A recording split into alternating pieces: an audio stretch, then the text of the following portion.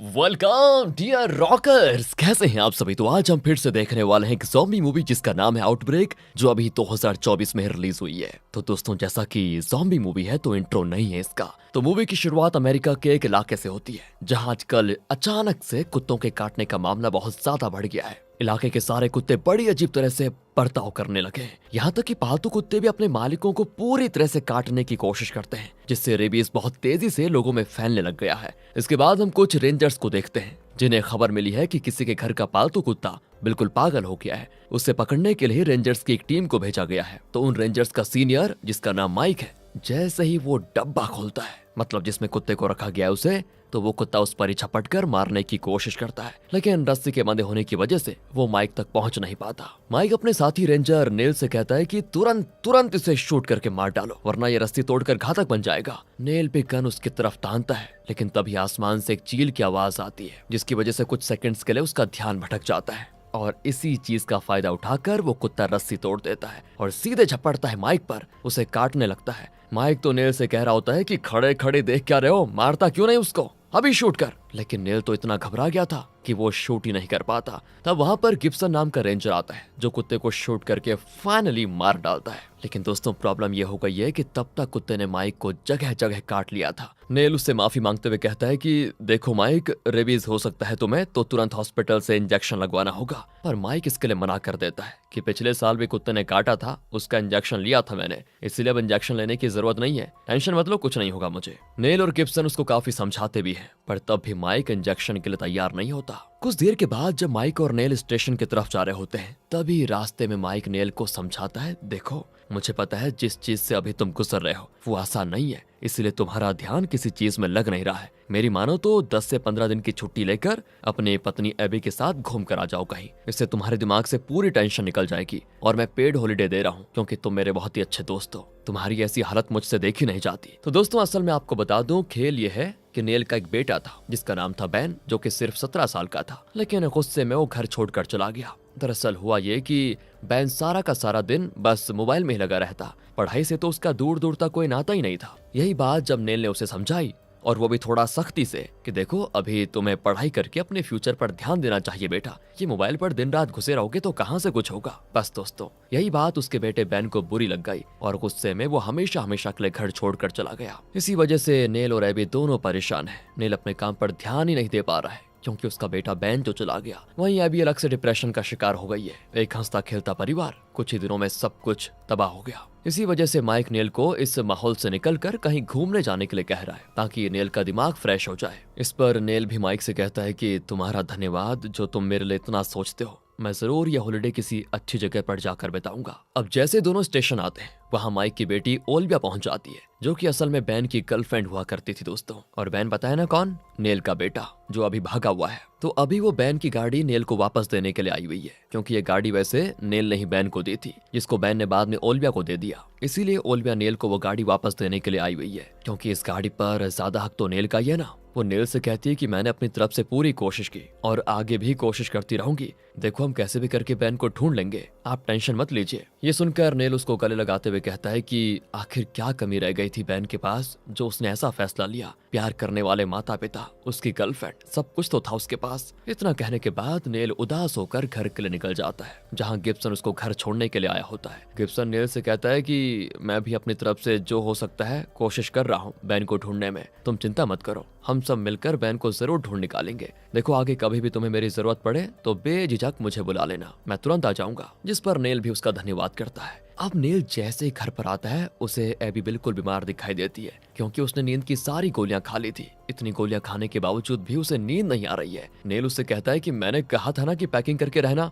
हम हॉलिडे पर जाएंगे, तो अभी तक तुम तैयार क्यों नहीं हुई। एबी तो बेचारे नेल को ही चिल्लाते हुए कहती है, कैसे पिता हो तुम, बेटा गुम हो गया है और हॉलिडे पे जाने की बात कर रहे हो। आखिरी बार तुम ही उसके साथ गए थे ना, तो तुमने उसे रोका क्यों नहीं, सब तुम्हारी गलती है। अगर तुमने उसे रोका होता तो आज वो हमारे साथ होता घर पर, ये घर छोड़कर ना चला गया होता, वरना हो। बेचारा नेल अपने दोस्तों से मिले दिलासे से थोड़ा टेंशन फ्री होकर घर आया था, लेकिन यहाँ एबी ने उसे फिर से सारी टेंशन दिला दी है। इसीलिए नेल अपनी गन लेकर घर से निकल जाता है और एक तालाब के पास आकर बैन के साथ बिताए हुए पलों को याद करने में लगा होता है। उसको इतनी टेंशन हो चुकी थी कि उसका खुद पर से कंट्रोल ही हट जाता है और वो सीधे गन निकाल कर खुद को शूट कर लेता है। लेकिन दोस्तों किस्मत का खेल देखो, किस्मत से गन में गोली ही नहीं होती। तभी नेल को तालाब में एक लड़की डूबते हुए दिखाई देती है, इसीलिए वो तुरंत तालाब में कूदकर उस लड़की को बाहर निकालता है, जो कि एक मामूली लड़की नहीं बल्कि एक ज़ॉम्बी होती है। नेल तो पूरी तरह डर जाता है कि ये क्या चीज है और वो ज़ॉम्बी लड़की उस पर हमला करने की कोशिश करती है। नेल की गन में गोली भी नहीं थी जिससे वो ज़ॉम्बी को शूट नहीं कर पाता,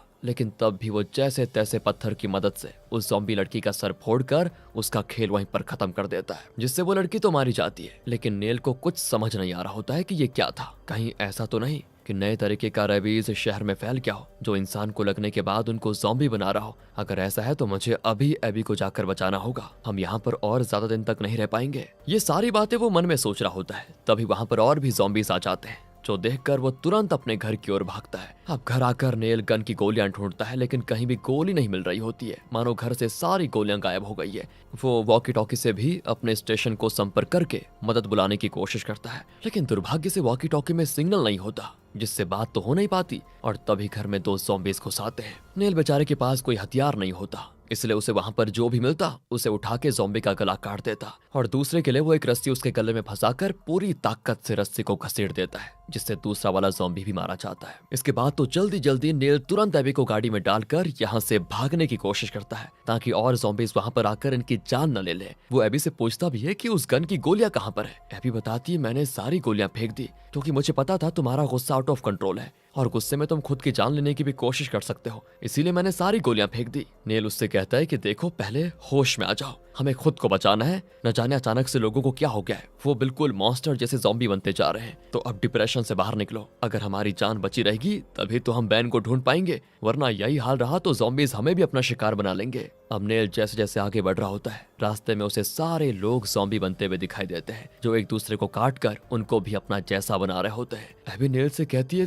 तो बताओ ना हम कहाँ जा रहे हैं और कितने दिनों तक हमें ऐसे ही भागना पड़ेगा। नेल कहता है, हम माइक के घर जाएंगे, उसे जरूर कुछ ना कुछ पता होगा कि ये सारी चीजें हो क्या रही है और इससे बचना कैसे है उसे पक्का पता होगा। एबी कहती है कि माइक के यहाँ जाएंगे, लेकिन तुम्हें कैसे पता कि माइक इन्फेक्टेड नहीं है, ये भी तो हो सकता है कि वो भी इन्फेक्टेड हो गया हो। ये सुनकर नेल भी सोच में पड़ जाता है कि बात तो सही है, क्योंकि माइक को भी कुत्ते ने काटा था, कहीं वो भी ज़ॉम्बी तो नहीं बन गया। इसीलिए वो सबसे पहले अपने घर की ओर वापस जाने लगता है, ताकि जो भी जरूरत का सामान मिले उसे ले जा सके। उसके बाद वो माइक के घर के लिए निकलेगा, ये उसका प्लान है। तो घर आने के बाद नेल एबी को गाड़ी में ही रुकने को कहकर खुद अंदर जाता है और इस जरूरत का सामान इकट्ठा करने में लगा होता है। तब एबी भी वहाँ पर आ जाती है, जो अपने बेटे बैन से जुड़ी सारी चीजें लेने के लिए आई थी, क्योंकि अब न जाने वो कब वापस आएगी इस घर में, इसलिए वो बैन से जुड़ी चीजों को इस तरह नहीं छोड़ सकती, इसलिए उनको भी लेकर जाने में लगी होती है। नेल उससे कहता है कि टेंशन मत लो, सब ठीक हो जाएगा। इसके बाद वो गिब्सन को वॉकी टॉकी से संपर्क करने की कोशिश करता है, लेकिन उसकी आवाज गिब्सन तक पहुंच ही नहीं पाती। अब नेल जैसे ही एबी के साथ माइक के घर के लिए निकलता है ना,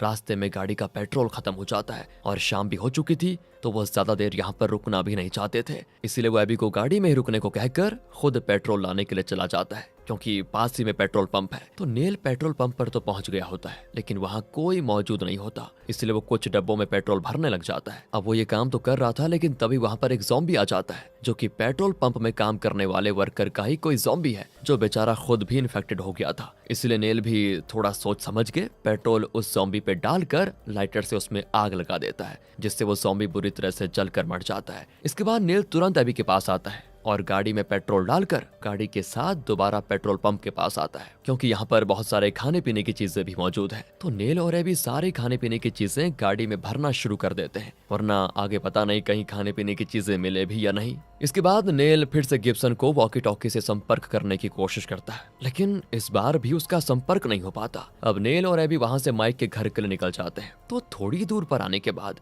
उन्हें माइक का घर तो सामने दिखाई देता है, लेकिन घर में अजीब तरह का सन्नाटा पसरा हुआ था। इसलिए नेल एबी को चाकू देकर कहता है, इसे एक काम करो, अपने पास रखो, अगर कहीं से भी कोई ज़ॉम्बी आए या कोई भी आए तो इसकी मदद से तुम अपना बचाव कर लेना। इसके बाद नेल जैसे ही घर के अंदर आता है, उसे माइक की पत्नी दिखाई देती है, जो ज़ॉम्बी बनने के बाद किसी चीज का मीट बड़े खतरनाक तरीके से खा रही होती है। वो नेल को देखते ही उस पर हमला कर देती है। नेल उसे समझाने की बहुत कोशिश करता है कि मैं हूँ, मुझे पहचानो, मैं नेल हूँ। लेकिन ज़ॉम्बी बनने के बाद कौन किसको पहचानता है यार। उसी तरह से माइक की पत्नी भी नेल को पहचान नहीं पाती। इसीलिए नेल खुद की जान बचाते हुए सबसे पहले घर में गन की गोलियां ढूंढता है जो उसे मिल भी जाती है। जिसके बाद वो गन की मदद से सीधे माइक की पत्नी को कर देता है शूट। तभी वहां पर ओल्विया आती है जो खुद भी ज़ॉम्बी बन चुकी थी। नेल उसको भी शूट करने वाला होता है लेकिन एबी वहां पर आकर उसे रोक लेती है। वो नेल से कहती है ये क्या कर रहे हो तुम, मत मारो, ये ओल्विया है। लेकिन नेल कहता है कि हट जाओ वहां से वरना ये तुम्हें भी अपना जैसा बना देगी।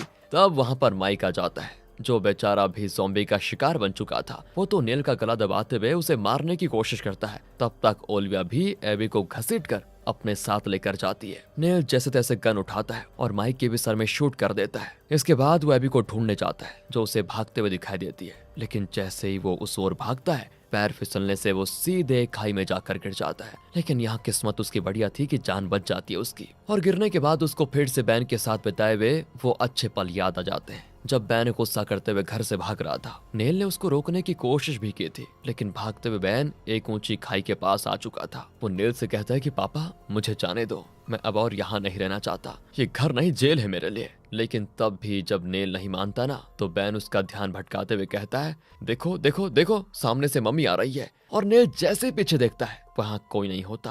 लेकिन तब तक बैन वहाँ से गायब हो चुका था। यही आखिरी बार था जब नेल ने बैन को देखा। इसी वजह से नेल डिप्रेशन का शिकार हो गया था। वो सोचता है कि मैं रोक सकता था अपने बेटे बैन को लेकिन रोक नहीं पाया। अब नेल को जब होश आता है तो उसे आसपास कई सारे ज़ॉम्बीज दिखाई देते हैं जो उसी की ओर बढ़ रहे होते हैं। इसलिए वो तुरंत अपनी जान बचाकर वहां से भाग जाता है। तब उसकी नजर गाड़ी के पास खड़ी एबी पर पड़ती है। उसे देखकर नेल खुश हो जाता है लेकिन ये खुशी ज्यादा देर नहीं टिकती क्योंकि दोस्तों एबी भी ज़ॉम्बी बन चुकी है। उसे देखकर नेल को बहुत दुख होता है। वो उसे मारता नहीं बल्कि बंदी बनाकर गाड़ी में डाल देता है ताकि कैसे भी करके इस शहर से बाहर निकल पाए। और सोचता है कि उसके बाद मैं एबी का इलाज करा लूंगा, उसे पहला जैसा बना दूंगा। आगे बढ़ते हुए नेल एक कंस्ट्रक्शन साइट पर पहुंच जाता है इस उम्मीद में कि यहाँ से कोई फोन वगैरह मिल जाएगा तो वो गिब्सन से संपर्क कर सकता है, ऐसा उसका सोचना होता है। तभी वहां भी ज़ॉम्बीज आ जाते हैं तो वो एक रेंजर के ज़ॉम्बी को शूट करके मार देता है जिसके पास होती है एक शॉटगन। और उसको मारने के बाद अब नेल के पास भी शॉटगन आ जाती है। इसकी वजह से वो और भी ज्यादा ज़ॉम्बीज को मार सकता है जिनको वो पिस्टल होने की वजह से नहीं मार पा रहा था।